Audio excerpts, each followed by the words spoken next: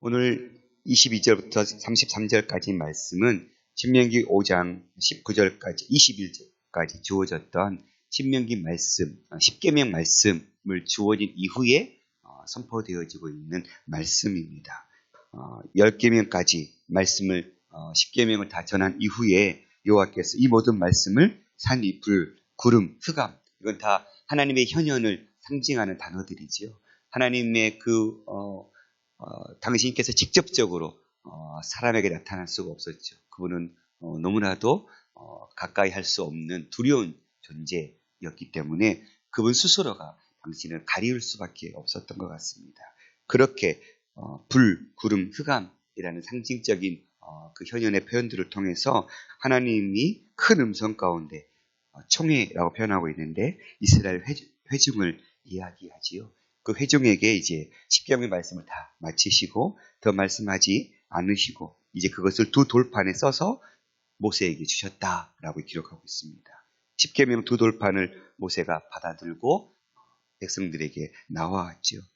살이 불에 타며 캄캄한 가운데서 나오는 그 소리, 하나님의 말씀하시는 음성의 소리를 이렇게 또 이야기하고 있죠. 그 말씀을 누가 들었습니까? 백성들이 다 들었습니다.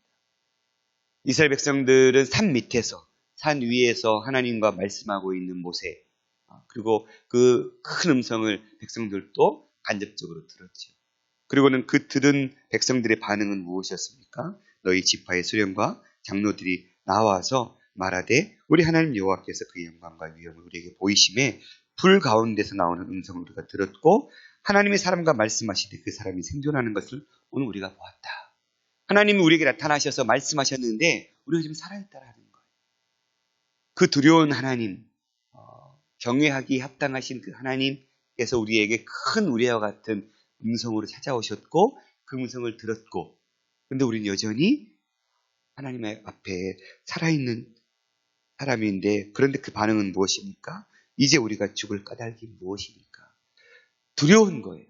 큰 음성 가운데 말씀하신 하나님의 음성을 들었고 우리가 죽지 않는 걸 경험했고 그런데 또다시 그런 하나님의 음성을 들었을 때에는 죽을 것 같은 두려움이 백성들 가운데 자리 잡은 거예요. 그걸 나중에 표현하는 말씀으로 경외함이라는 표현을 쓰고 있습니다. 하나님의 말씀을 들었을 때 그들의 반응은 그 두렵고 높으신 그 하나님의 존재 앞에 경외함으로 설 수밖에 없는 백성들의 반응. 그래서 또다시 하나님의 음성을 들었다가는 마치 죽을 것 같은 그런 두려움. 그 두려움으로 인해서 이제는 모세에게 우리가 죽을 까닭이 무엇입니까? 우리가 하나님의 말씀을 듣고도 살았으니 이제는 큰 불이 다시 들었다가는 우리를 삼킬 것이고 만약 우리가 우리 하나님 여호와의 음성을 다시 들으면 죽을 것이다. 그러니 육신을 가진 자로서 우리처럼 살아계신 하나님의 음성 이 불 가운데서 바람을 듣고 생존한 자가 누구입니까?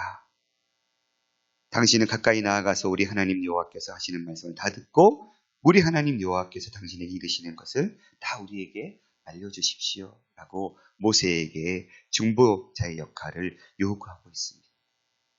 하나님과 백성 사이에 중보자 역할을 했던 모세, 마치 하나님과 우리 사이에 중보자 역할을 감당하셨던 예수 그리스도를 보여주고 있는 모습 같습니다. 우리가 하나님 앞에 나아갈 수 없는 죄로 인해서 더 이상 가까이 갈 수 없는 그 죽을 수밖에 없는 그 형편에 있었을 때 주님께서 친히 우리를 위해서 그 중보자의 역할을 감당하심으로 하나님과 우리 사이에 갈 수 있는 길을 열어두셨죠. 마치 모세가 하나님의 그 거룩하신 경외함, 하나님의 그 두려운 앞에 더 이상 설 수 없어서 모세에게 우리를 위해서 중보자의 역할을 중재자가 되어주십시오. 그리고는 그거에 대해서 28절부터 31절까지 보면 하나님이 응답해 주시는 장면입니다. 그것이 옳다. 여호와께서 너희가 내게 말할 때에 너희가 말하는 소리를 들으신지라. 말씀을 묵상하면서 너희가 말하는 소리를 들었다. 하나님이 우리의 기도를, 우리의 간구를, 우리의 구하는 소리를 들으신다라고 얘기하고 있습니다. 우리가 섬기는 하나님, 그 하나님은 우리의 음성을 들으시는 분이십니다. 우리에게 말씀해 주시는 것뿐만 아니라 우리의 음성을 들으시는 하나님, 그리고 거기에 반응해 주시는 하나님. 그러니 우리의 기도는 허공에 외치는 기도가 아니라는 사실입니다. 그러니 더 능력 있게, 더 확신을 가지고 구하는 자리에 나아가야 될 줄 믿습니다. 그 음성을 하나님이 들으시기 때문에 그렇죠. 오늘도 우리에게 말씀해 주시고 또 우리의 음성을, 우리의 간구를 들으시는 하나님 앞에 우리가 정말 그 보좌 앞에 나아가서 주님 앞에 우리의 마음을 토로하는 복된 시간이 될 수 있기를 소망합니다. 여호와께서 내게 이르시되 이 백성이 내게 말하는 그 말소리를 내가 들었는데 그 말이 다 옳다. 하나님도 두려우셨거든요. 출애굽기 19장에 보면 산 위에 오를 때 하나님은 그 백성이 죽을까 해서 구름 기둥으로 산 위를 빽빽히 두르시고 백성들이 나오지 못하도록 만드셨어요. 왜냐하면 준비되지 못한 마음으로 주님 앞에 덜컥 서서 죽을까 하는 그 마음을 하나님도 하셨거든요.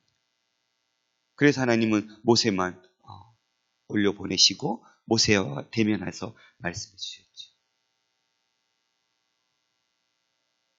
다만 그들이 항상 이 같은 마음, 어떤 마음이었습니까?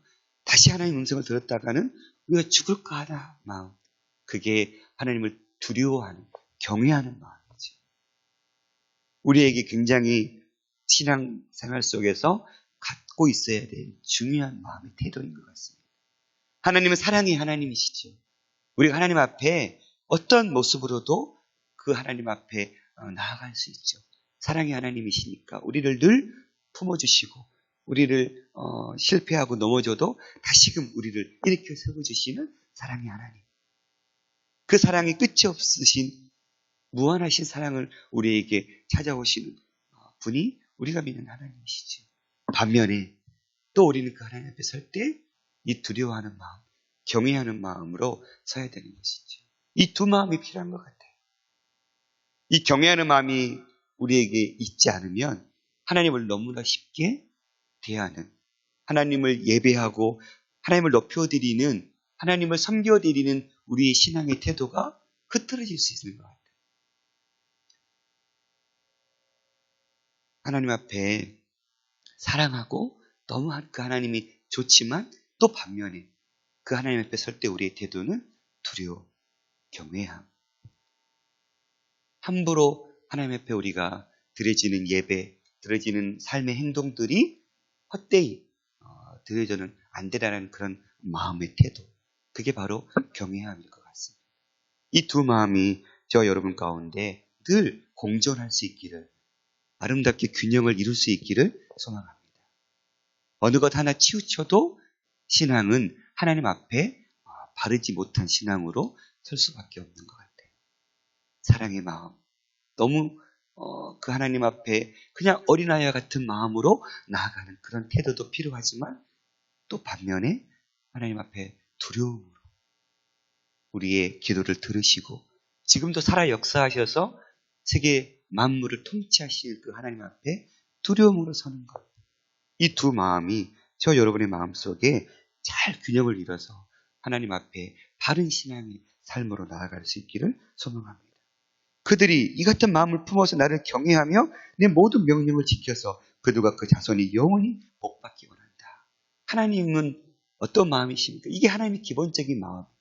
하나님의 자녀가 두려움으로 경외함으로 서서 하나님의 복을 받는 것. 하나님은 우리 모두가 영원히 복받기를 원하시는 분이십니다. 하나님을 통해서 모든 백성들이 하나님의 은혜를 누리는 그 자리에 나아가는 것을 주님은 원하셔서 가서 그들이 각기 장막으로 돌아가라 이르고 너는 여기 내 곁에 서 있으라.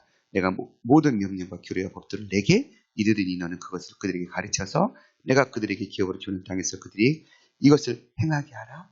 주님은 모세에게 응답해 주셨습니다. 그리고는 모세는 이제 32절부터 그런즉 너희 하나님 여호와께서 너희에게 명하신 대로 너희는 삼가 행하여 좌로나 우로나 치우치지 말고 너희 하나님 여호와께서 너희에게 명령하신 모든 도를 행하라. 모든 말씀, 율법을 가르쳐 전해줄 때 그 가르침을 받고 너희는 좌로나 우로나 치우치지 않고 그 말씀을 지켜 행하는 삶을 살라라고 모세는 권면하고 있습니다. 그러면 너희가 살 것이고 복이 너희에게 있을 것이고 너희가 차지한 땅, 이제 요단강이라는 경계를 넘어서 약속의 땅에 들어갔었을 때에 그 땅에서 너희 날이 길 것이다 얘기하고 있습니다. 우리가 이 땅에서 하나님의 말씀을 좌로나 우로나 치우치지 아니하고 그 말씀의 정도를 걸을 때 주어지는 복이 세상에서 주는 복과는 비교할 수 없는 복이지요. 세상 많은 사람들이 세상에서 살 때 복을 누리며 길게 장수하는 꿈을 꾸지요. 그래서 그 비법, 그 방법들을 찾아가려고 애쓰고 많은 수고를 드리고 있습니다. 그런데 이 땅에서 하나님의 은혜를, 복을 누리고 이 땅에서 장수하는 그 삶, 우리에게 주어진 인생의 삶을 길게 살아갈 수 있는 비법은 어디에 있습니까? 하나님의 말씀을 지켜 행하는 것. 이게 진정한 이 땅의 삶 속에서 복을 누리며 그 복을 계속 유지하는 비결이라고 주님은 우리에게 말씀해 주셨습니다. 그리스도인마저도 이 복의 비법을 깨닫지 못하고 세상에서 찾으려고 할 때가 얼마나 많은지, 순간순간 우리 안에 있는 육적인 생각들이 하나님의 말씀을 지키지 않고 좌로나 우로나 치우쳐서 마치 세상에서 이 복을 얻을 것처럼 행동할 때가 또 얼마나 많은지.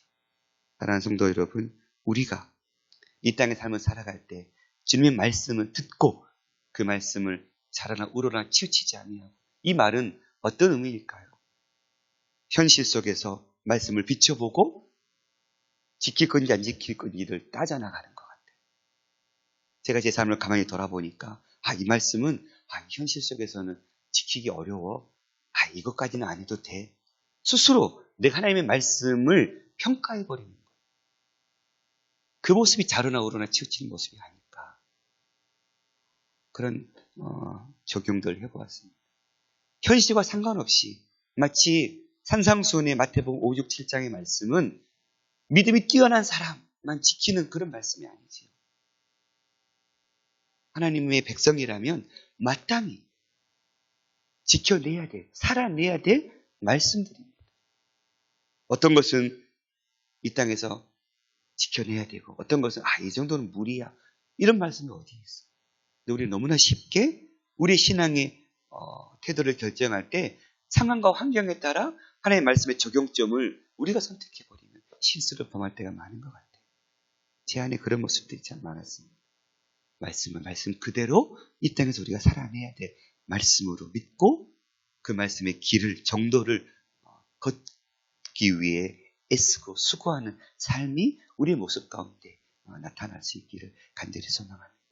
말씀 우리의 삶 속에 지켜내기 위해서 수고하고 애쓰는 삶을 살아가는 것, 그게 하나님을 경외하며 살아가는 삶이 아닐까요?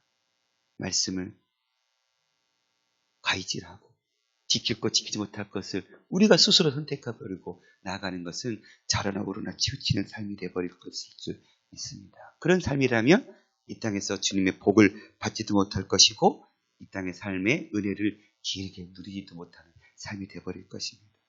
저와 여러분의 삶 가운데 오늘 또 우리에게 찾아오셔서 생명의 말씀으로 우리를 깨우쳐 주시고 우리를 바른 길로 인도하셔서 결국은 무엇 때문이었습니까? 내 자손이 영원히 복받기를 원한다. 하나님 우리를 통해서 말씀해 주시고 그 말씀을 우리에게 부어주시는 원인이 어디에 있습니까? 하나님이 복받기 위함이 아니지요. 하나님의 마음이 편해지기 위함이 아니었습니다.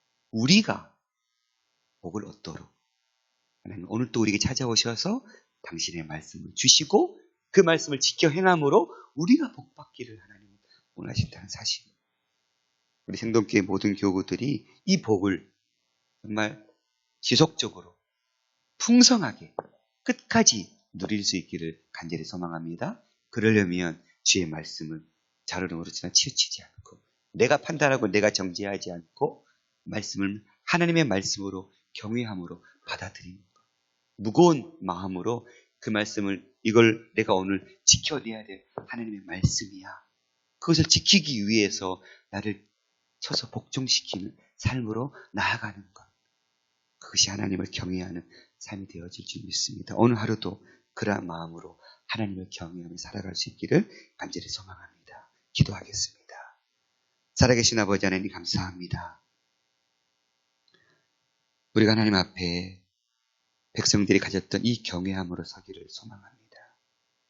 주님의 말씀을 경외함으로 받고 그 말씀을 자르나 우르나 치우치지 않고 삶 가운데 나타내기 위해, 살아내기 위해 하루하루 시간 애쓰고 수고하는 십자가의 그 길을 걸을 수 있도록 붙들어 주옵소서.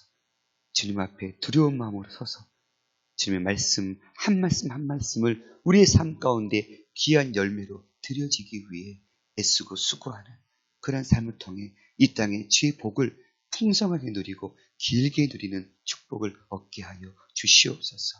주님의 말씀을 내가 스스로 난도질하지 않고 내가 스스로 지킬 것과 지키지 못할 것을 결정하지 않고 주님의 말씀을 우리가 온전히 하나님의 말씀을 받아들이고 그 말씀 우리 삶 가운데 지켜내기 위한 거룩한 싸움을 싸워낼 수 있도록 우리에게 그 힘과 그 지혜와 그 믿음의 담대함을 허락하여 주시옵소서. 세상은 우리를 이 믿음으로 살지 못하도록 주의 말씀대로 살지 못하도록 유혹하고 넘어뜨려야 합니다.